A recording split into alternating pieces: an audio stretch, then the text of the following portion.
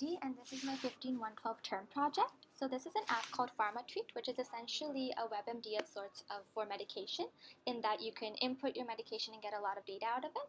But the one twist that's in it is that it incorporates social media analysis, and in this case, via Twitter data.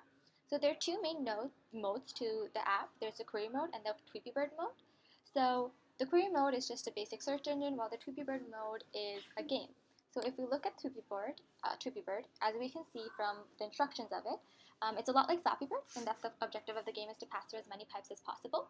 However, the unique part of it is that there's a pill in the pipe that represents 1,000 milligrams of a medication per day. And as you eat each pill, in terms of being an information game, above the screen it displays the hazards of overdosing on different kind of medications. So if you play, as you can see, this is a lot like Flappy Bird. You're just eating the different medications. But if you look above, it says, well, I died. But if you look above, once you eat, I'm really bad at this. But if you look above, if you eat one pill, it tells you avoid more than 5 milligrams a day of antihistamines to avoid severe kidney damage. 2, don't take more than 1,200 milligrams of ibuprofen to avoid severe liver damage, and so on and so forth. So if we exit out of that and run this again,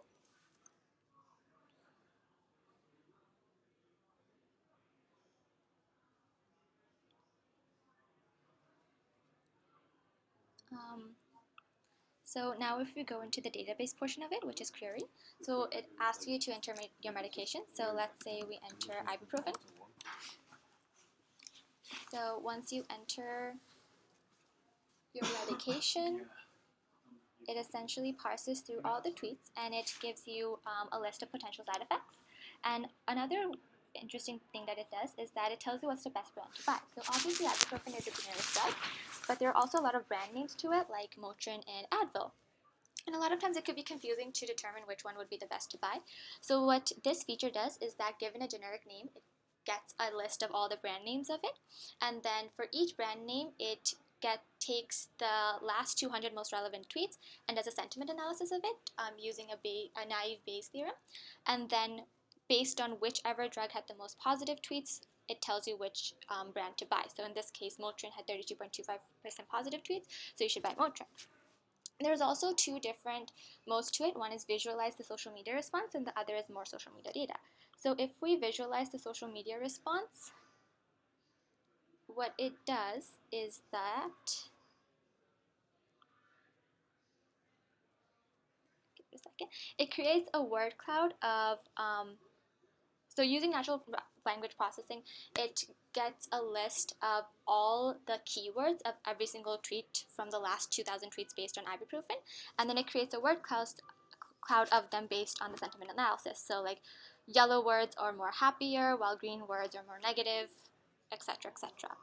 So after that's done, you could also do more social media data, which essentially what it does is that it tells you a list of people to follow based on their relevant tweets and what you searched for. And then it also conducts a sentiment analysis of the tweets related to ibuprofen. So there are 36% positive tweets, 20% negative tweets, and 43-point-something% neutral tweets. And also, if there are any articles in the last 200 tweets, then it does print out the article headlines. In this case, there wasn't, so there aren't any to print out. But yeah, that is essentially what PharmaTweet is.